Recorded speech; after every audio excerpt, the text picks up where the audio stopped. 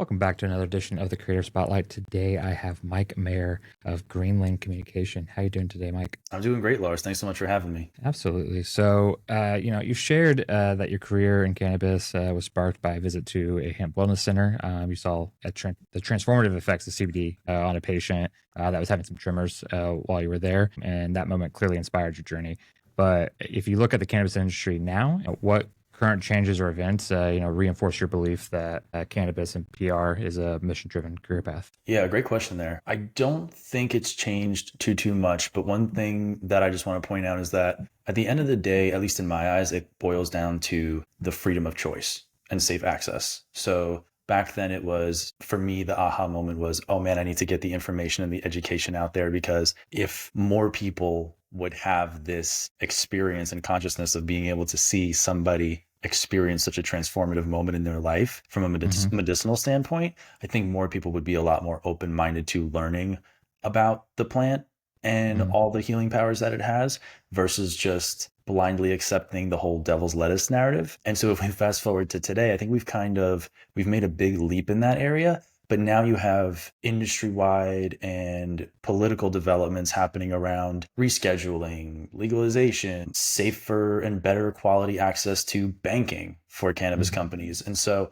I think all of these things are crumbles that are going to lead us down a path to just safer, better access to cannabis and giving people the freedom and the choice to say, if I want to use this plant in a medicinal way, I can. And if I want to use this plant as an alternative to things like alcohol or other things that most folks maybe are turning to kind of take the edge off after a long day, great. They have the freedom and the choice to do so. It's not for everybody. I don't think that everything is made for everybody, but at least people have that freedom and that choice to do so in a safe, regulated way. Whereas in history, that just was not the case. So I think the mission still is to keep moving this industry forward and to continue to enable people to have the access and freedom of choice. I just think now we're dealing with different things that we need to move forward and move that needle along. Yeah, so Greenland Communication has worked with many different cannabis brands, and connect them with the right press and the right media.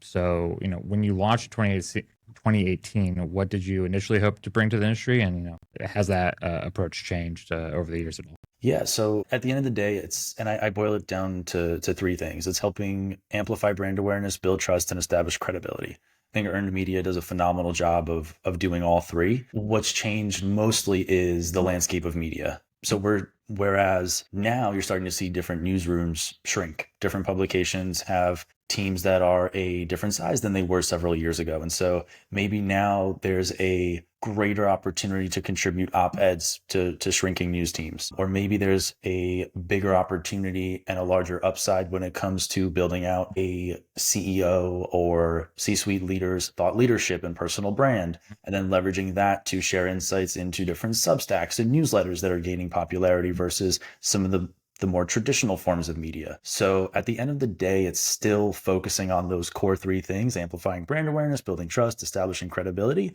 It's just being aware and not rejecting what's actually happening in reality, and just being able to adapt to those different media channels and forms and to get those people in those positions to share their insights. Yeah, and just taking a step back here, what are like the service offerings of Green Lane, and where you can help with getting into those earned media channels? Yeah, so we can help build out an entire PR program, incorporating things like newsjacking, proactive media outreach, media relations, thought leadership development, which kind of breaks down into helping folks get on different stages at industry conferences, events, things like that, running with different award programs depending on the company, the brand, and where they want to position themselves as a go-to option for the industry and the market, and really just helping get their narrative out there for the brands and the stories that they want to put out there, because we're all human beings. And as long as we could go back in time, we are storytelling creatures. We gravitate towards stories, and that is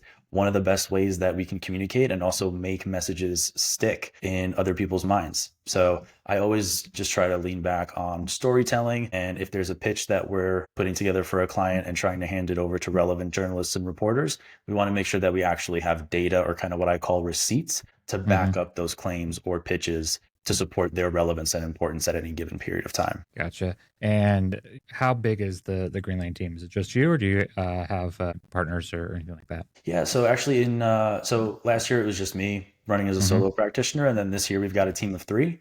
So Gotcha. very excited about that growth, and then hopefully going to add another team member or two in 2025. But really grateful for the growth, tons of learning along the way, dialing in on a lot of different ways to tighten up SOPs in Q3 and Q4. We're just really looking to optimize and continue to look forward and make 2025 a great year. Yeah, and so we've kind of touched on it a little bit here, but cannabis still carries quite a bit of stigma. It's gotten lesser over the years, but it still has that stigma. And you mentioned breaking through to mainstream outlets can be difficult and tough. So, what is your approach when you're pitching these stories? And do you have any recent examples of a narrative that resonated with an outlet? Yes. So, I mean, you could be pitching an outlet, let's say a cannabis industry trade publication, like an Hmm. MJ Biz, Cannabis Business Executive, Marijuana Moment, and the teams that are running these outlets, they're very fluent in cannabis and they understand it. Typically, it's folks that have been involved in the community and the industry for quite some time now. Whereas if you're, let's say, pitching a CNN or a Franchise Times, a Forbes, you may be talking to somebody and you're not necessarily speaking their language. They may not necessarily know everything that somebody who is more fluent in cannabis and more familiar with it, they may not know the same amount. So my approach is always try to figure out a bridge where you two can meet and find a commonality point. So you always want to make sure that you're going to be pitching or presenting somebody as a helpful resource to that journalist or reporter at a mainstream publication. And you want to tie it to what they're already covering and make it easy for them to understand why you're presenting that person or that company to them. And you want to speak in their terms and language, and you want to use the verbiage and the keywords and the phrases that they tend to use in their articles, in their interviews, or maybe they host a podcast or a show. So you want to do your research and figure out, okay, what angles are they typically looking at? What topics are they usually touching on? And you want to weave that into your communication so that it doesn't sound like a totally new foreign language, and you want to make it presentable so they're not going to have an opportunity to say, okay, great, this is just another pot story about some dispensary opening up. Great, woohoo, let's move on to the next. I'm not even going to bother responding to this email pitch. Yeah. Do you find that most of these outlets have, anyone that has knowledge of cannabis as we've gotten, closer to, destigmatizing the plant at all versus like 2018? Yeah, we've definitely seen a lot of the more mainstream media outlets expand Hmm. their cannabis teams. Yeah. And I've spoken with several journalists as well years ago, and they said that they would go to their editors and say, we need to cover cannabis and we need to have a team, whether it's one person, two people, three people, whatever, but we need to have somebody dedicated to covering cannabis. And a lot of times I would have these conversations with journalists from local and regional business publications because they would say, hey, this is almost like its own category that needs to be covered and covered very carefully because we're having dispensaries pop up left and right. We're having Yep. people fly in for different events. And so there's a lot happening here. And we can't just overlook this and pretend like, oh, this is just a fad. This is an industry standing on its own, and we need to get the facts and information to everybody that's in the area. And these are things that I've had journalists tell me all over the country. So it's interesting to see how that was the request put out by media Hmm. teams back then. And now we are starting to slowly see more people covering the cannabis beat at mainstream publications today versus 2018, 2019. Yeah. And are a lot of these teams, or do they ever reach out for a comment? And have you ever had a negative experience, if you will, where like they kind of quote jacked you, so to speak, and like get a quote about a story and then kind of flip the narrative of that story to be more negative leaning? Yeah, so luckily we haven't had that experience. Hmm. Thankfully, most of the folks that we work with have been an absolute pleasure to work with. If anything, what's happened is we may have provided a quote from one or two clients, and then Yeah. we have the journalist or reporter reach back out to us and say, hey, I really like what so and so said. Could I get 15 minutes on the phone with them? Or hey, can I set up a 30-minute Zoom interview to dive a little bit deeper into this point that they made Hmm. right here? So, as far as engaging with folks that reach out to us and they want different sources on different topics, that's usually knock on wood, how it goes. Gotcha. Yeah, I had a reporter from Bloomberg reach out to me for an article. I might drop the name there, but anyway, basically, we spent about 45 minutes to an hour chatting about cannabis beverages, and then they wrote the article. And it was not really the tone that was conveyed to me. And then, kind of wasted 45 minutes of my time because I didn't even get quoted in the article. Is that something that happens commonly in this industry, or a little bit different? I think that's something that you have to be aware of in earned media as a Mm-hmm. whole, no matter what the industry is. So before taking a media request and then running with it and presenting it to a client, I would always recommend, or even like Lars in your situation that you just described, what I would recommend is maybe doing a little bit of homework on that individual, Mm-hmm. seeing how they've covered cannabis in the past or whatever topic it is that they want to talk to you about, and getting a feel for, okay, how does this outlet view cannabis? How does this individual view cannabis? How have they covered it before in the past? And just try to maybe think 2 or 3 steps ahead of them and say, okay, how are they going to try to, I hate using the term spin it, but Yep. take that into account, into consideration as well. And that'll usually give you 9 times out of 10 a pretty good sentiment on how they're going to use the interview and if you really want to go through with it. It Gotcha.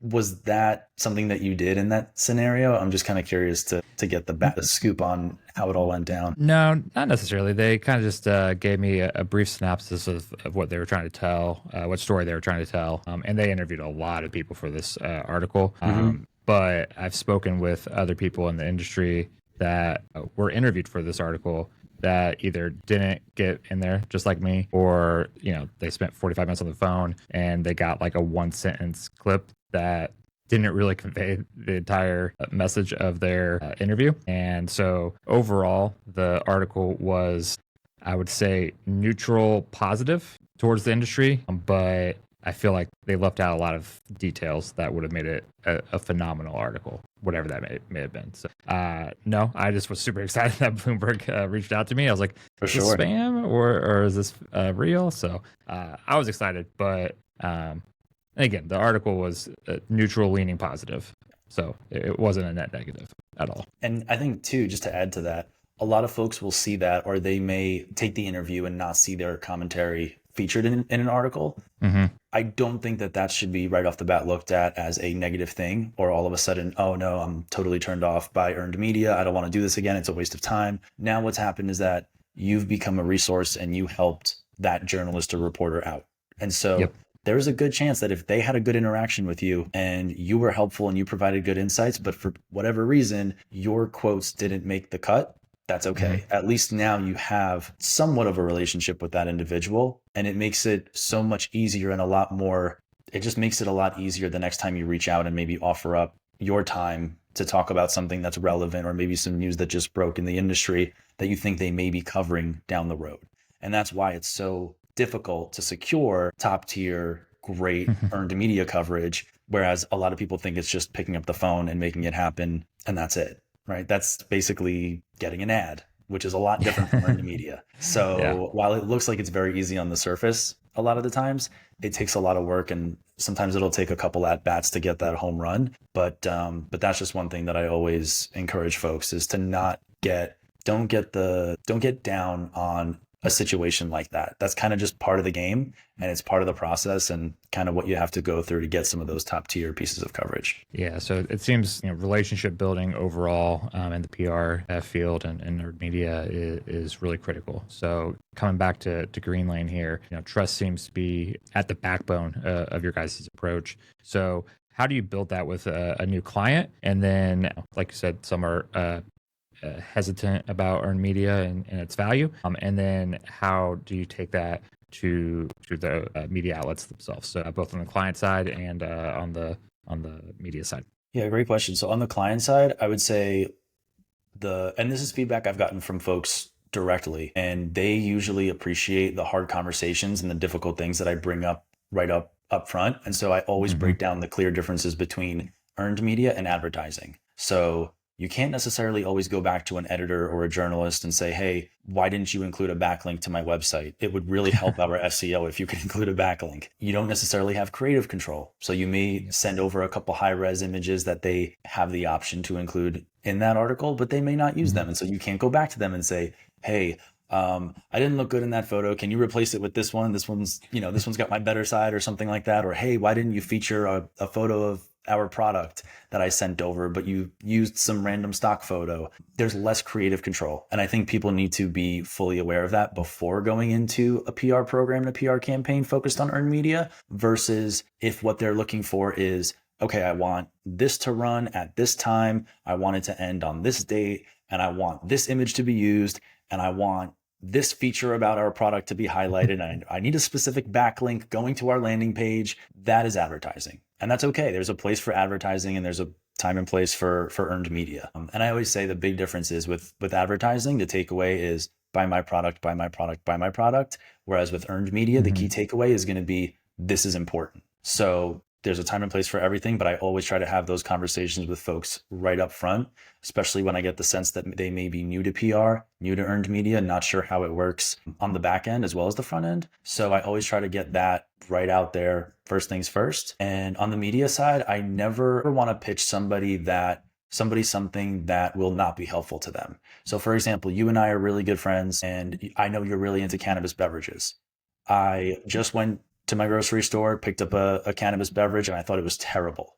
The flavor was bad, no effects, no nothing. I wouldn't recommend it to anybody. Right. So why would I go and recommend it to you and tell you that you absolutely need to try this? It doesn't make sense. So that's how I approach relationships with journalists and reporters. I only want to deliver them information that I know would be helpful to them and sources that are helpful to them. So it's understanding that they get bombarded with hundreds of emails every single day with blanket pitches that are not tailored to them. It shows them that whoever is sending that email clearly doesn't understand what they're covering, why they're covering, doesn't understand the outlet that they're reporting for. So it's really just treating it as a two-way street and respecting their time and just trying to be a helpful resource to them. And I think that's one of the best ways that anybody, not just PR pros, publicists, but really anybody in business could establish good quality, long-lasting relationships with media pros. Yeah. And we were speaking offline the other day, and you had mentioned you previously hosted a podcast, a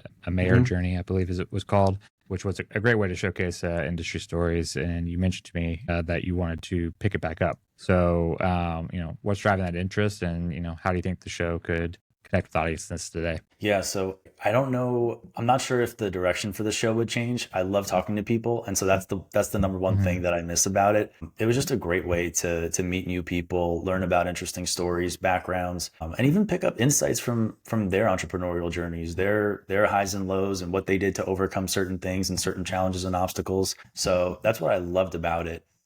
I'm not exactly sure what direction the show's going to take if I do bring it back, but it's got to be something around really interesting people with great stories. But I may want to narrow down a little bit the types of guests and maybe what I want listeners to get out of it. Still not sure. Yeah. We'll see. I'll keep you posted on that as soon as I find out. Absolutely. I would imagine that as you've grown the team, because you mentioned that being consistent, being a one-man operation can be very difficult, as I know as well. So now that you have a larger team and hopefully adding some more in 2025, is that something that would allow you to have more flexibility to bring the show back? I think so. I definitely think so. It comes down to bandwidth and focus. And Yep. I think 2020 was a great year for growth, and I learned a lot. And it's one of those things where I would much rather walk than run and then break a bunch of things and then have a bigger problem on my hands. So I was really, really heads down and hyper focused on making sure that systems and processes were in place. I wanted to make sure that I set up people to gracefully do what they do best and give them the tools and the knowledge and the insights that they need to achieve their specific goals and feel comfortable with what tasks they're assigned. So that was my main focus. And I do think that starting out in 2025, maybe Q1 or Q2, I might bring the show back as bandwidth starts to free up a little bit. Yeah. And, lastly, how can my subscribers support you? I don't necessarily have an ask, but if they have any questions about PR, I'm very active and accessible on LinkedIn. So if they have questions about anything earned media, media related, always feel free to send me a DM, follow me on LinkedIn. I try to share helpful posts too, just shining a light on what PR is and what PR isn't. I think a lot of folks that are new to the space, new to PR as a tool, may get a little bit confused between PR and advertising. Just try to shed the light on truth and bring that to as many people as I possibly can. Well, thank you so much for your time today, Mike. And until next time, guys, cheers.